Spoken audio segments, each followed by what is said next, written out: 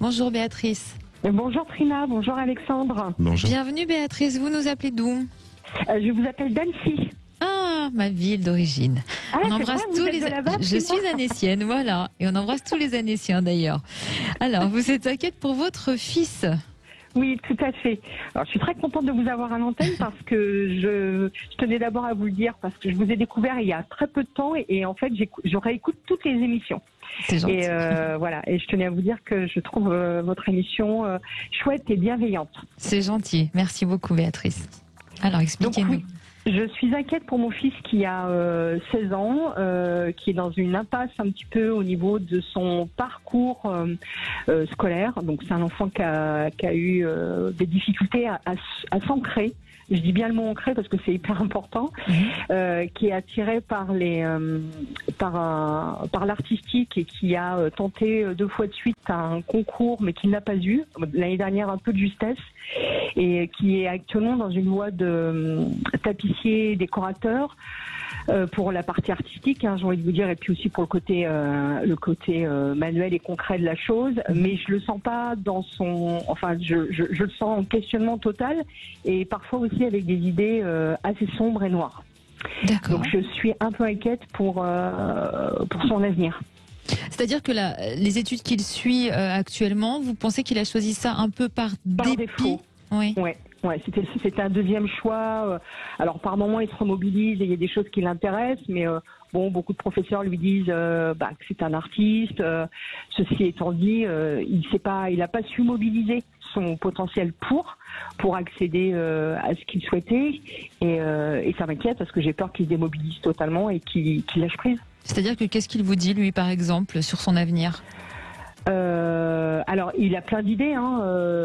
C'est un gamin qui est intéressé, mais qui, alors, il a des envies, mais qui n'y arrivera pas. Parce qu'il pense qu'il a pas le niveau, qu'il a pas les capacités pour. Alors que je suis persuadée du contraire, mais je suis peut-être pas objective. Je suis une maman. Est-ce que vous pensez que la période actuelle, qui est extrêmement compliquée pour les étudiants, joue aussi? Oui, beaucoup. C'est-à-dire qu'il n'était pas à ce point-là avant? Non, pas à ce point-là. Là, aujourd'hui, il est frayé partout, il est frayé pour tout, il est... alors, bon, en plus, on a eu une anecdote par rapport à ça, c'est-à-dire que tout ce qui s'est passé pendant l'année dernière, en 2019, en fait, mon fils l'avait vu en décembre, avant que ça n'arrive en France, mais il avait tout prévu, tout prédit. C'est-à-dire c'est-à-dire qu'il a été en capacité de me dire que cette pandémie allait arriver en France, qu'on allait vivre une pandémie, qu'on allait être confiné, que les écoles allaient être fermées, qu'il y aurait un deuxième confinement et que ce serait pire que le premier. Je me suis un peu moquée de lui, je dois le dire. Et je me suis excusée parce qu'il était complètement en larmes en me disant « mais tu vois pas ce que je vois en fait ». Alexandre, c'est très intéressant. Alors, en plus, il est attiré par l'artistique. Oui. Souvent, on le dit dans l'émission, nos auditeurs, hein, les gens qui sont attirés par l'artistique, ont une sensibilité, les artistes ont une sensibilité exacerbée. Oui, exactement. Et puis le côté artistique, le côté artistique, c'est le fonctionnement de notre cerveau droit. Et le cerveau droit, c'est tout ce qui est l'hémisphère droit du cerveau, c'est notre imaginaire, c'est l'intuition, c'est la créativité. Donc c'est ce côté justement artistique et qui rejoint aussi tout ce qui est en rapport avec notre 6e sens. Donc c'est pour ça que souvent les artistes sont inspirés à travers leur intuition, mais vous avez aussi beaucoup de chefs d'entreprise qui prennent des décisions par leur intuition et qui sont pas forcément des artistes. Ou qui passent par des médiums aussi. Ou qui passent, oui. Qui le revendiquent dans les médias. Et même beaucoup de politiques. On a eu des présidents d'ailleurs qui l'ont fait. Oui, c'est sûr. Bien. Alors, pour votre fils, revenons à votre fils. Pour moi, je sens que c'est quelqu'un qui, aujourd'hui, il est entre deux. C'est-à-dire que, effectivement, malheureusement, et pour ces jeunes aujourd'hui qui sont en fragilité, en difficulté et qui se retrouvent un peu échoués dans ce marasme, et votre fils en fait un petit peu partie, mais c'est pas grave. C'est pas grave dans le sens où il faut le rassurer et surtout lui accorder ce temps nécessaire pour que lui puisse, à un moment donné, trouver la voie dans laquelle il doit se diriger et l'amener aussi à sa propre réalisation. Aujourd'hui, de ce que je ressens chez votre fils, en fait, il faut faire attention parce que il souffre un petit peu de manque de structure. C'est-à-dire que même s'il a des projets artistiques ou autres, il n'y a pas de souci qu'il aille dedans et qu'il se réalise, parce que je crois que effectivement c'est un artiste et il a vraiment besoin de se réaliser.